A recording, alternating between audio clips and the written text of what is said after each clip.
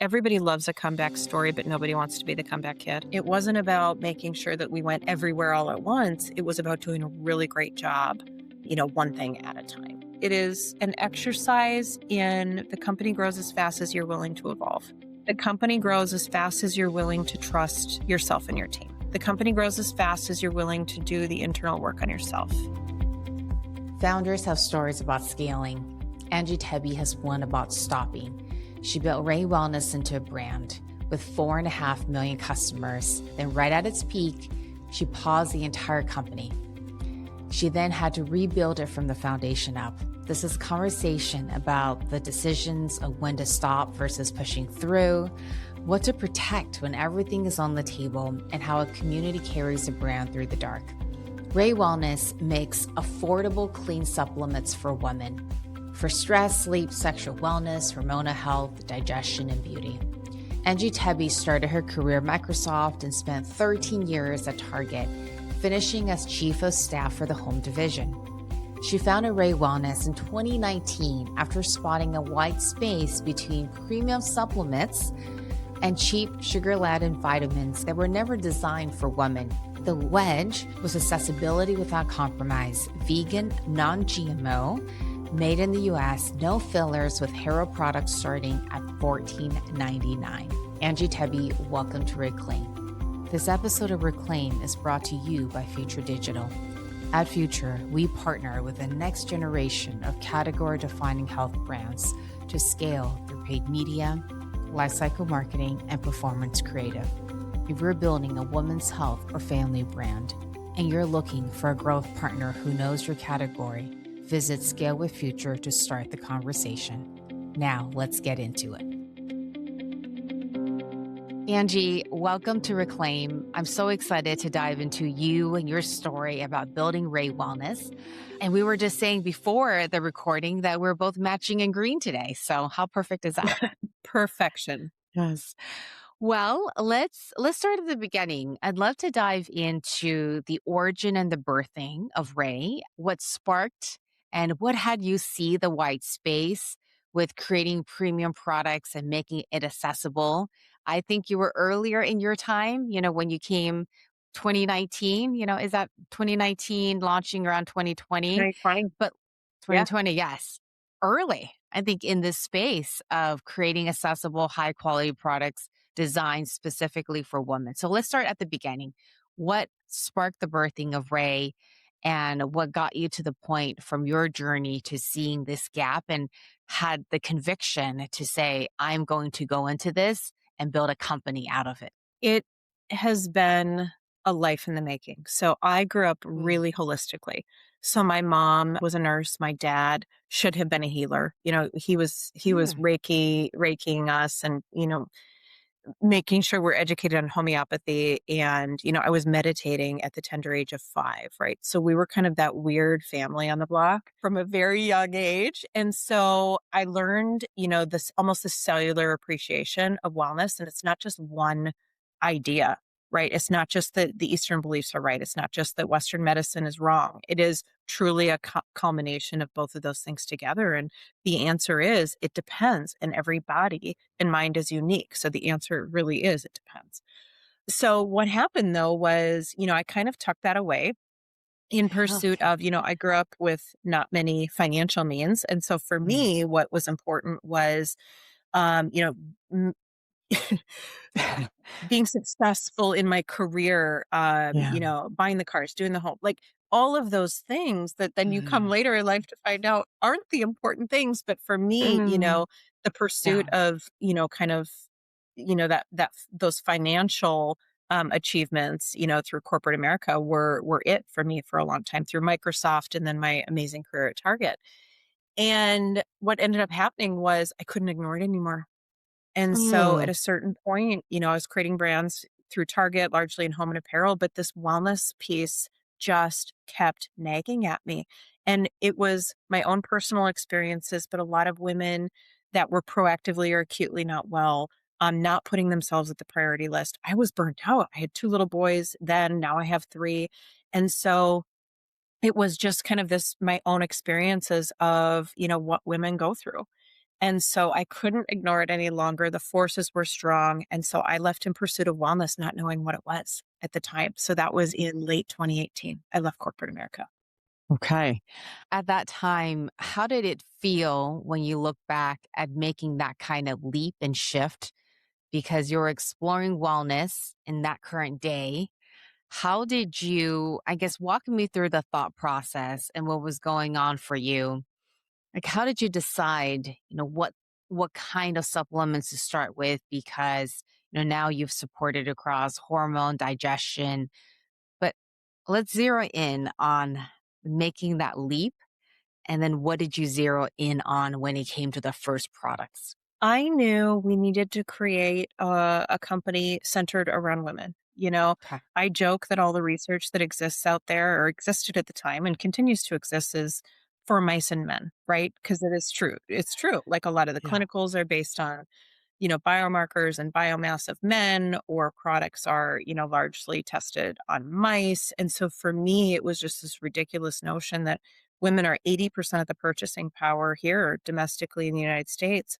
And from a health and wellness perspective, it was completely underrepresented. Yeah. So that was kind of the first tenet of my aha. The Okay. second thing was, our systems are also interconnected. And so the gut brain barrier, often your sexual desire is controlled by stress, right? And Mm, so there isn't one note of a silver bullet product, right, that yeah. can help support women the way, nurturing all these aspects of well-being can. Stress, sex, hormones, digestion, whole body, skin, all of those things are interconnected. And so, I came from creating a brands and apparel. So for me, it was like, I want them to buy the black t-shirt, the white t-shirt, the red t-shirt. I want them to have this line of product to help support them in every way all day Yeah. long. Mm, And gives the energy and that so many women are lacking. And so the thesis behind, underrepresentation meets a holistic approach okay. to how everything is interconnected meets, what existed at the time was products. Everything that I saw from a marketing standpoint and pricing standpoint was geared toward wealthy white women. If I'm being Mm, honest, it was yeah. very much like $150 products, those things that did exist for women. Who was featured was just, again, the representation, just it it wasn't it wasn't real. And it was Mm, still, people doing yoga poses on Machu Picchu at the time. And so I was like, mm, this isn't real. This just isn't attainable. And yeah. so the business model then started to center around the products, the price point, who we're serving, how we go Yeah. to market, with who in our marketing, and where they live and their real lives, and Mm, making sure that it's everybody, whether you're conquering the day or just making it through the week, was kind of our approach, right? We're here for yeah. you. And so Mm. it was those notes of realism that I think really helped support the relatability and loyalty to our brand so quickly. We were kind of shocked at the repeat rates and everything that, kind of ensued after that. That's so interesting because you zeroed in on your real consumer and making it accessible.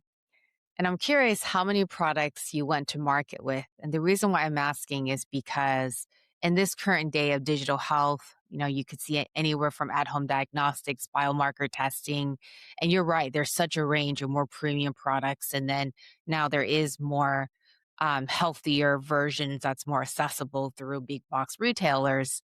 But I'm curious as to whether you had really niched down on your specific customer. And it sounds like you did, or did you go more focused on a couple of products based on health tracks, right? Whether it's hormone or metabolic. I'm curious as to the thinking around that because I always find that so interesting, whether you start out very niche, very focused, or you're serving the whole woman and you're coming in with a suite of offerings. Oh, that was the $1,000,000 question, Yes, right? How yes, much do you do? When do you do yes, it? How much do you yes. support? How do you? And for us, it was, we couldn't let the conversation be unending. right? Because Mm. you do have a finite amount of resources, especially at the beginning. But at the end of the day, it was like her skin issues are largely caused by digestion or hormones or stress, right? So Yes. everything was just so interrelated. So we covered all territories of wellness right away. Wow. Not Wow. all, a lot of Okay. them, right? Okay. The 6 that I named, we did right away. Yes. And so surrounding her was important, and what we saw was she understood that, and for 2 or the price of 2 or 3 of our products Mm. to support her from multiple angles and Mm. from multiple wellness territories, she was able to to cover herself 2 or 3 times, with the price of one product that she saw in the Mm. market at that. And so she did buy into this system, and we Yeah. didn't know if it was gonna work, but she completely system going, "Oh, wow, I really get it." And at the Wow. center is like just this nucleus. I've always believed that women are the nucleus of society, right? Yeah. We are, when we are well, and that Yeah. nucleus, across stress, sex, hormones, digestion, skin, when that nucleus is well, we are Yeah. also the nucleus of societies, companies function better, families are better, we're Family largely is the I was gonna say. caretakers of our parents. So Yes. so it's just a function of, we knew that we needed to help her and our community feel their best. And so from that grew just this amazing view on these territories. We educated through these territories. And then what we ended up finding out beyond products was how she wanted to receive wellness. So our community is Yeah. largely identifies Black and Latina. And what we found is that it was so special to understand they saw wellness through a prism, through Mm. food, movement, music, Yeah. and art, right? So Mm. in addition to these products, we started to say, how do you think about these wellness territories, stress, sex, getting her in the mood, right? So what's the in the mood Yeah. playlist, Yeah. right? What's the in the mood food? Like, how do we start to really create these territories in ways that they want to receive this content? And I have to tell you, it was surprising. It was fun. Okay. It expanded our thesis on wellness to beyond Mm. even that individual so that her nucleus could support these things in a multitude of ways. It was really those early days of learnings were spectacular, and it made the brand even more it gave even more depth to the brand. Mm. I have a lot I want to unpack there. But before we get into your first days, your first 4.5 million customers, I'm curious, if you're interested in going this path, how you went about creating products that were both accessible and effective. Like, how did you manage the quality of formulation, the quality of ingredients, Yeah. and still produced it in the way that made sense, both for the business and for the consumer? Yeah. We scale. And Mm, so, you can negotiate on a very small scale, or you can okay. negotiate on a very large scale of quantity Okay. with your manufacturers. And so I would put our products up against all the other and most of the other $50 products and say we're just Okay. as good. We had Wow. an omnichannel business model to start. And so Okay. for us, it's not that we're just taking less margin. It's not about that. It truly is, D2C brands that have $80 products, but their CAC, right, what they spend on consumer acquisition and marketing Yes. is different than our business model, which was, Amazon retail and D2C all together within those first couple of years. And so when you Yes. negotiate and you come to a Mm, manufacturer saying, here's our business plan, we're not yeah. just going to be, trickling on D2C for X amount of years. It Mm, truly is a scalable and viable brand in these ways. Your negotiating power changes. And mm, we thought about the line across, we thought about how to build products that were scalable across the board, meaning we use the same ashwagandha in 3 of our products. So you're able to oh, source, right, yeah. ashwagandha at a different level because Mhm. while the products were made in a very bespoke way for that wellness territory and de-stress and in the mood and our, probiotic and all kinds of things, we really kind of thought and said, okay, we have to have the Peruvian ginseng for this product. Yeah. So we're going to go source that from Peru. But for these other ones, let's just make sure we've got the best ashwagandha across the board, right, in various Mm, dosage. So, so for those reasons, it just came back to the economics of the business model and making sure that we can hit the price points, and we could, given the wow. distribution flex. It makes so much sense when you break it down that way, and I can only imagine the level of commitment and belief in saying this is going to be the number of units we're committing to and moving. And so I think, I guess maybe kind of shifting there is what I'm hearing is it sounds like one of the earlier decisions that paid off was going omnichannel off the bat. But Yeah. walk us through. So we have founders in our community, we have operators who are building in health and wellness. And I guess I know that I'd be curious to hear like what fueled that decision or that commitment to being omnichannel off the bat. Is it directly related to you having been a target for so long? Is it having the foresight to know that going beyond D2C is important? But maybe walk us and unpack us through that process with going omnichannel. And if you had to boil this down into two or three growth decisions, what fueled the 4.5 million customers in that first few years? Yeah. Yeah. Big questions here. So fun. Yes. So it's so Big fun questions. to Let me think back unpack. and reflect. Yes. It's such a blast. It's such a blast. No. So the mission was accessibility and attainability, right? So following that mission was, where does she buy? And the data is, where does she buy the category? And so following the data first and foremost was one of the most important decisions. Yes, of course, I knew the data because I had come from Target, largely, not in this category. I didn't know anything about this category, but I knew, that at the time D2C was kind of the hero category, right? This was at the time when there were big guys scaling. We're talking the away luggages and the Allbirds. So D2C was the hero, and that's what investors wanted to hear and think about and talk about. And so it was almost like this novel front of the surfboard idea to be talking about omnichannel in 2019 and 2020. And so what was important for us is to follow that mission, one, follow the data behind the mission, two, and then three, knowing what our brand was setting out to achieve and the voice and the ethos of the brand, who are those right partners? Right? Would it be, a Thrive Market or an Amazon? Who is that right ecosystem day one to make sure that we get in front of her the right way? And it's interesting because a lot of people ask me, they're like, "Well, of course you came from Target, and so that would make sense." It it's not that easy, right? It's just not that easy. And so for us, it was such a beautiful exercise in where do we go and how much and where do we gas it, and I've always also had this motto in everything I do in life is fewer, deeper, bigger. And so for us, it wasn't about spraying. It wasn't about making sure that we went everywhere all at once. It was about doing a really great job, one thing at a time. And with the partnerships we had and even some of the people, that helped us unbeknownst to us, we've never paid for an influencer, we've never believed in that, but that helped us go viral. You know what I mean? It was a few women every time that helped us go viral. And so having the conversations with them. So the fewer, deeper, bigger was kind of always the motto of how we would execute that mission from an omnichannel lens.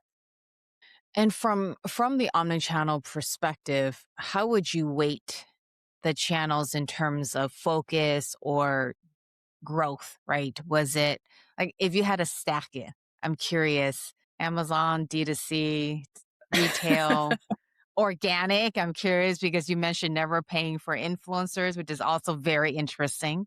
The fact that you've been able to create community without, investing in affiliates or paid content creators. It's interesting because those early days, it was a third, a third, a third. And I wish we would have had a clear point of view, right? Because keeping turns on shelf is incredibly important.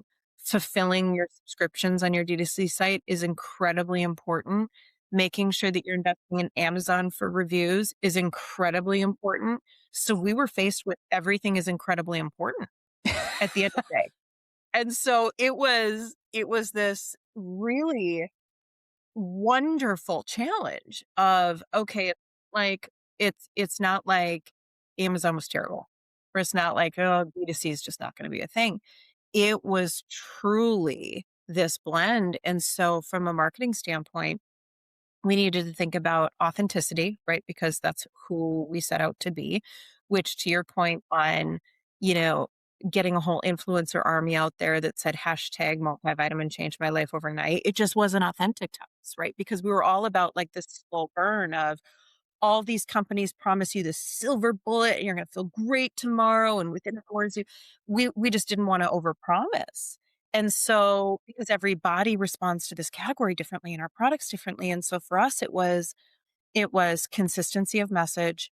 It was making sure that that message was durable over time, and it was ensuring that they continued to take our products because they felt the effects. Don't get me wrong, the reviews were like, "Oh my god, you changed my life so fast." But we didn't want to overpromise that. And anytime we did step forward a little bit with, marketing on that, then your review you run the risk of, like, your reviews being a little bit tougher because people assume that silver bullet mentality. So we always said, like, "Let's be the anti-silver bullet supplements company," right? And just make sure that we underpromise and overdeliver every single time, and that also worked. So we had this big challenge across these channels to say, "How do you market that? And how do you tell them about the brand, but allow them to choose where they convert?" And so for us, it was really and across all these products. So it wasn't like we were selling a stress product across 3 channels. So where do you focus and how much? And what we ended up always coming back to was brand reigns brand first, the ecosystem of products we have second in the territories, and then third was, the channel that you convert. So anytime we did like buy this product on Amazon, didn't work. Anytime we said, "Hey, you must get our stress product on D2C," it worked, but people were buying more things from us. And so we couldn't just do one thing. And so that unto itself was an immense challenge to your point. The hierarchy of messaging, the beating the drum on the same things, but also posting the right things seasonally at the right time. It was difficult. And my CMO at the time, I'll never forget, she said, "If you can market supplements, you can market anything." She's like, I've marketed." She's like, "If you," because there's so many FDA and FTC restrictions on how you can or cannot discuss or describe your products. And so she's like, this unto itself is a whole this is the most challenging marketing, environment that I've ever been in. But it was hard, it was fun, it still remains challenging. And so for all those reasons, to answer Yeah. long answer, but there wasn't a Yes. where do you prioritize? It Yes. had to be everything, unfortunately. I mean, I think marketing and selling supplements is indeed one of the most challenging categories. Not only do you have compliance that you have to face and deal with, but also the volume, the velocity, the amount of sheer choices, being able to grab their attention and then to be able to get them to stick. I know that as a consumer, I'm also trying new things and which ones can really get me to stick around and to try different products and to really create that brand relationship, right? So And the women's health layer, right? So we didn't yes, even yes, discuss that. yes, You can't talk about vaginal health, you can't talk about sexual wellness, you can't yes, talk about hormones.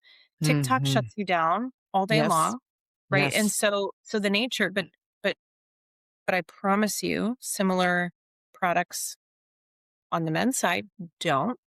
And so yes, you know this, you've seen this. And so that whole other layer mm, of, gosh, we got to make this as organic as possible because our paid ads on a lot of these products just would never get approved. right. That's right. Yes, yes. Before we talk about what's happening now, because I'm very curious as to the evolving journey, and I think our listeners would be Yeah. fascinated by it as well. I'm curious in those first couple of years. I mean, 4.5 million customers. Wow. What was the repeat purchase rate? If that is still um if that's still present, or the retention layer around your customer base, given that you did give them choices, you were solving multiple health and wellness gaps. I'm curious what that looked like for your brand, Yeah. for Ray. Yeah. I was blown away at the loyalty, because this is a very Mm. fickle, I mean, the whole category, right, Yes. is Yes. sure. And so I was shocked to, we in the initial days did some retail studies where it was, what are we doing to the basket size of the category? How incremental is our consumer to the category? Yeah. And we were finding all of those things to be true. Higher basket. She was buying, two or more units from us always. Two or more different products from us. Okay. And sometimes she'd stock up on multiple units of each product. And our community, because we were serving this community that wasn't doing yoga poses on Machu Picchu, was more increment. They were unspoken to. They at the time they were driving the category incrementality. And Yeah. so we did those studies and we knew that this was a net new consumer and we were educating her on the category and talking to her about the category, that all of those things were again just surprising because we didn't know what we were going to get. We set out Yeah. on a mission and then you just don't know how it's going to flow.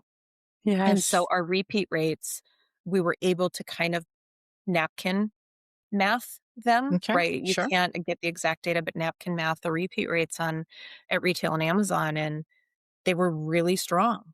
And what we found was a lot of the community that had purchased us on Amazon were following us on social, which is also abnormal. We looked at our social following and our email list and we were thinking, we haven't sold that much.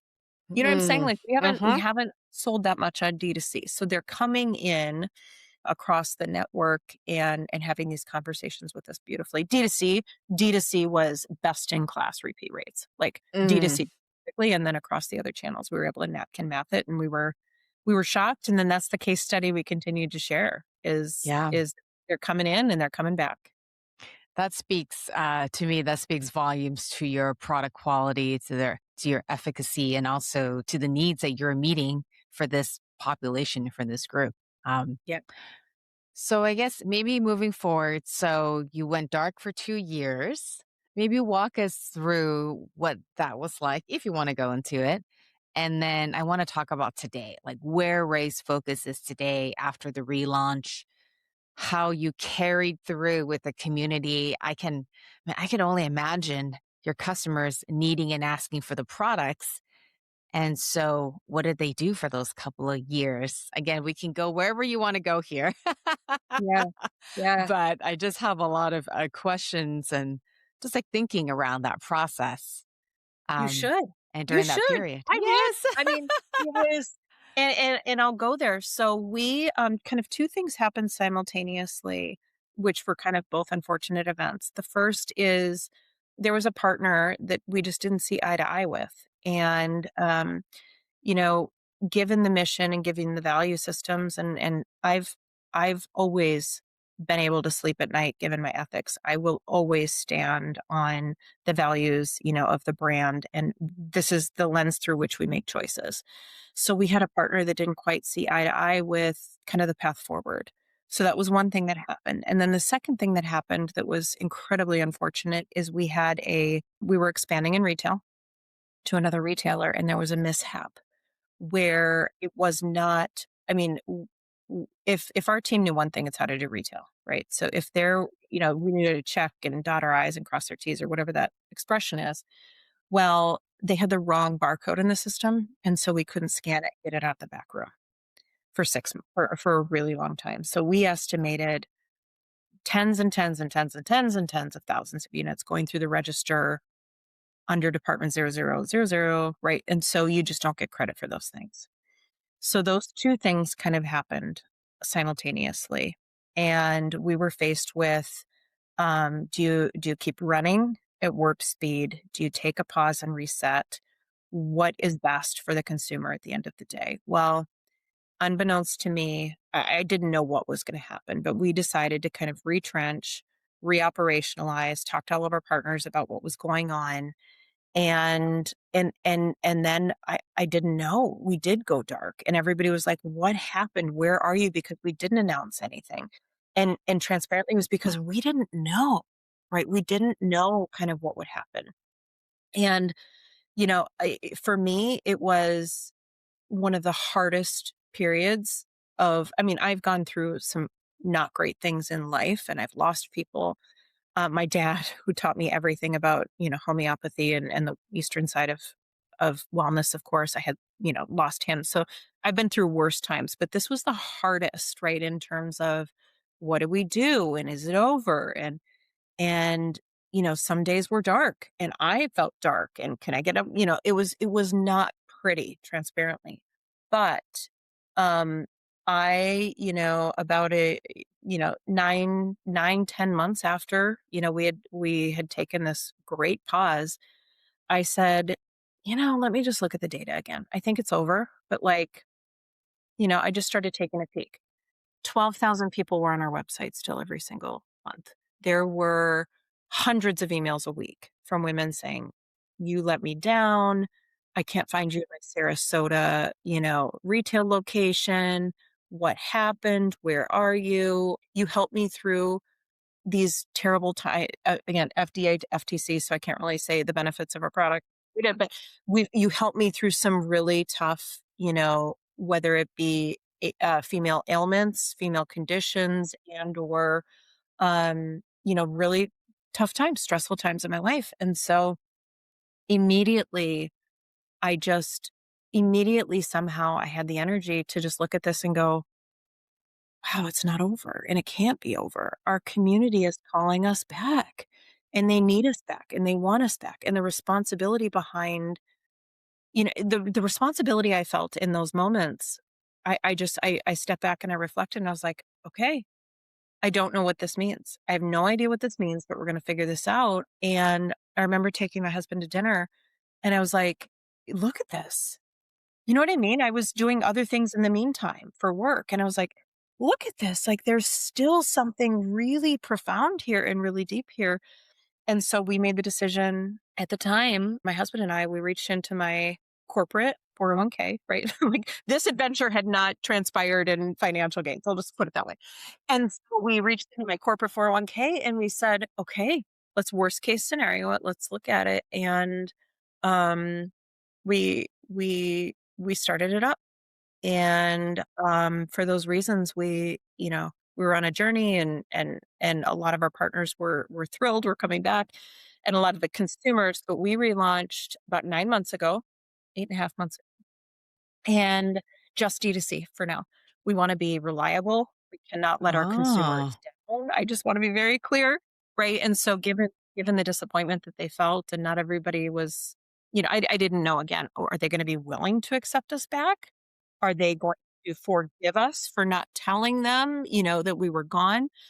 I will tell you the response. Our first Instagram post that we're back was I posted it, at 11 o'clock Central, 12 o'clock midnight, because that's when the story was breaking with WWD.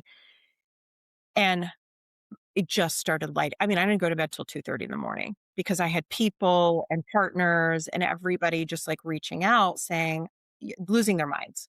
The the the the videos they posted, like, they were losing their minds, excited that we were back, and it immediately took off and I couldn't believe it. And so we now are faced with we're having those discussions now of what's next, right? So we came back. Most still don't know we're back, which is wild. Our consumer base is so fast to try to find out where she is and let her know we're back. We're working through that, but we're also being really patient, right? And sort of bootstrapping this, if you will, and make the decision we make is viable short term and long term. And so we're having those conversations right now to say what's next and where do we go and where do we expand. But for now, and for that first year, we kind of knew that we would stay direct to consumer and just see how it went. And it's been beautiful. are you? So, congratulations on the reentry. I'm personally amazed by the courage it took to reset. I mean, I believe that it takes more courage to go dark for so many to pause than it is to keep pushing and to keep pushing. I mean, we all, especially I think with founders who are just so creative and so generative, it's so easy Yeah. to just want to keep going, right? And to, make that decision to say, hey, we're going to pause and reset. I think it's huge. And I'm curious as to, with this relaunch, how many of your existing customers are from previous? How are new customers finding you since you are only focused on D2C? And I guess wrapped into that is even in the last couple of years, the D2C landscape has shifted quite Yeah. a bit, right? Both Yeah. from cost, competition, and so AI tools. And so I'm kind of curious what this current landscape is for you now. Yeah. Two things on kind of that comeback is everybody loves a comeback story, but nobody wants to be the comeback kid, right? Yes, yes. So to your point on did you want to be a comeback? Absolutely not. Right? Like, it's not fun to be the comeback story. It's so hard.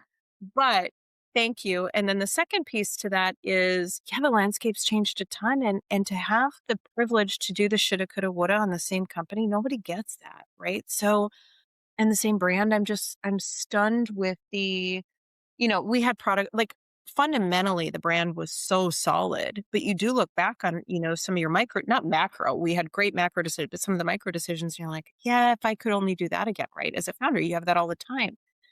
And so now we get to do those things. And so also combined with the landscape has shifted. To your point, AI has enabled us to come back in a much more efficient way. It's kind of crazy how few people you need to run a large scale company these days. And so we've been able to, finance that, and bootstrap that as appropriate. But the really cool thing is, to your point, how do you come back and what are the D2C dynamics? Everything has changed. Not just some things have changed. Yes. Everything has changed. How we were able to drive the business through TikTok has changed. Now you have Yeah. to pay to play in a Yes. totally different way. Yes. And most brands are negative, right? Hmm. And That's right. so the whole landscape has changed. Live shopping, everything from 2 years prior, all of the Yeah. trends have changed. And so understanding that took a little bit of time, a few months on that, and then we're certainly coming into the new age. But the other challenge for us, this is fascinating, was I didn't want to change too much because I wanted everybody to come back to the same home. So our website looks like it's 2 years. You know what I mean? I think about those things and I'm like, but we had to keep it the same because the last thing I wanted people to did the formulas change, did the ownership change, so I didn't Right. want them to come into Yeah. this new 2026 7 experience and go, Mm. oh, totally different company because we're not. And so for Right. us, we Right. almost had to look the same. And now, in the next month, we're going to refresh a whole host of things. So it I was this see. like decision making around old home, new world.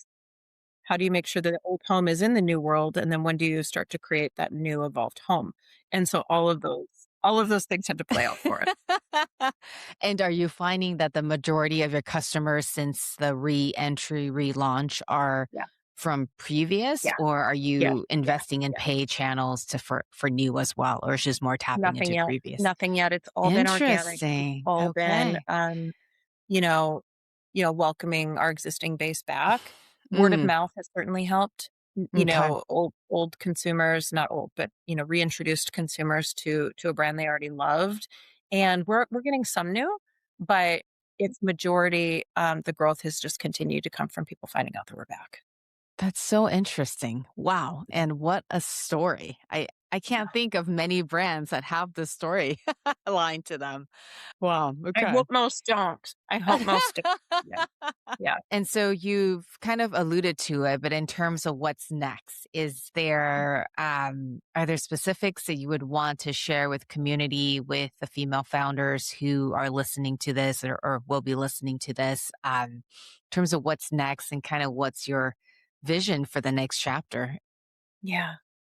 Um, you know, we have never been able to rest on our laurels. This isn't a reintroduction of existing products and call it a day, right? Let's just keep moving with what we've Sure. got. And so Yeah. you're gonna see us starting to cover, the whole world has changed. Again, like you said, what people are ingesting, how much people are, like all of those things have changed. And so we've really evolved, our business and our tactics to think about those things in the new world that she's living in, not just from a how does she do her research, but what products will help support the things that she is going through now.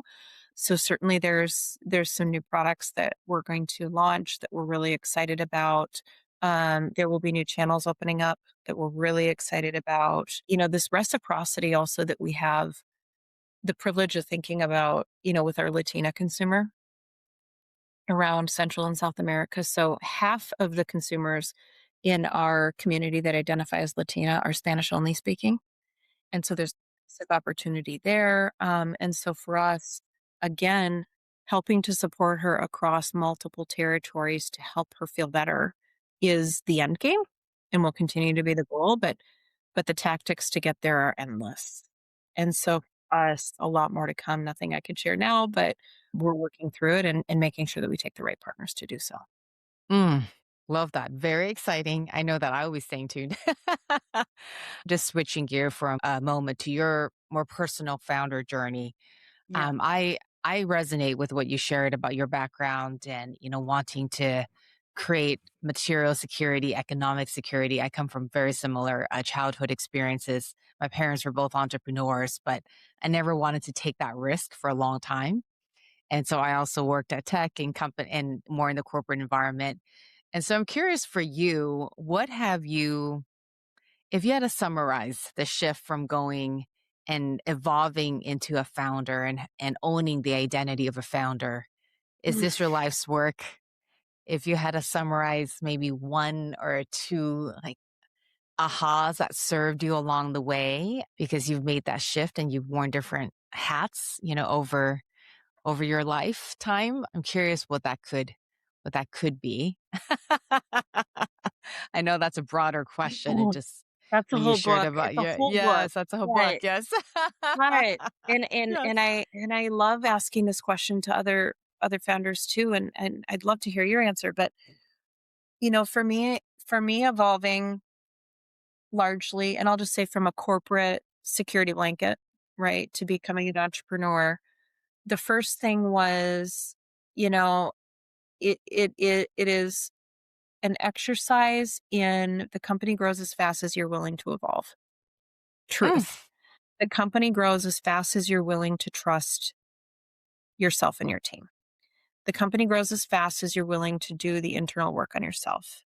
yeah. And so, your nervous system and whatever you're holding on to. And so, trust that in that 18 months of when we were on a pause, those are the things I was doing.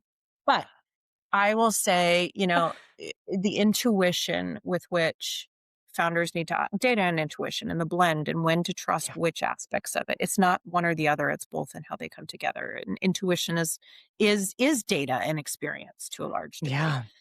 And so that shift was incredibly critical. Um and the other thing is like the corporatizing, right? So going from corporate to startup, being cognizant of when you're trying to corporatize based on the behaviors. I've shed most of that now after so many years, but initially it was, are we trying to be too structured, too organized, too aligned, right? Versus, I always said to the team, corporate was tell me what you're going to do so we can all align. And startup is like, tell me what you did. Tell Yes. me. Love And it. so it is two completely different mentalities. And you need to hire for those that are gonna tell you what they did and what they tested and what they Yes. tried instead of, all this extreme alignment. Yeah. Not that it's not critical, especially financial modeling, there's aspects to that, but in the marketing side, for example, tell me what you did, tell me what you tested, tell me what you tried. Yes. And Yes. so, those were the big shifts I had to make personally, and then as leading a team from corporate to startup, and the lessons continue. Again, like I said, it's a book, but doing that Wow. internal work is and that depth of internal work is critical. Yeah. So well said. And that's something that I think about often because I've always believed in the inner work, the transformational self and the identity. And then, we're working with founders, a lot of female founders who are moms, who are partners, they're running their Yeah. companies, they're fundraising. And so something that kind of just sits with me is how much time do you dedicate to personal and inner work? Because to your point, it's necessary, but sometimes it can feel intangible, right? And it's like, how do you kind of pair that along the way as you're building companies and startups and being partners and moms, right? And so, yeah. It's an ongoing inquiry for me, for myself, and also as I observe other founders as well. For me, it has taken years to figure that out, and I don't have it all figured out, to get to figure it out. And for me, it came down to this notion of non-negotiables.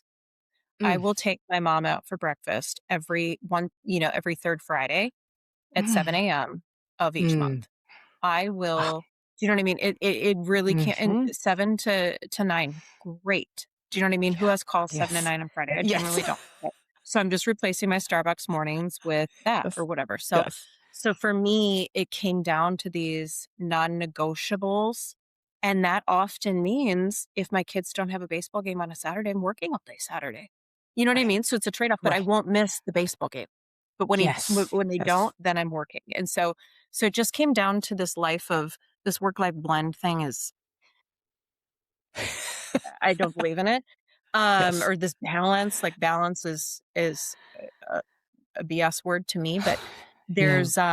there's this concept of non-negotiables, which has really helped me Yeah. prioritize what I will be at, what I won't be at, and then everything else is work around that, right? Then everything else is Mm. I get that, and I so appreciate that.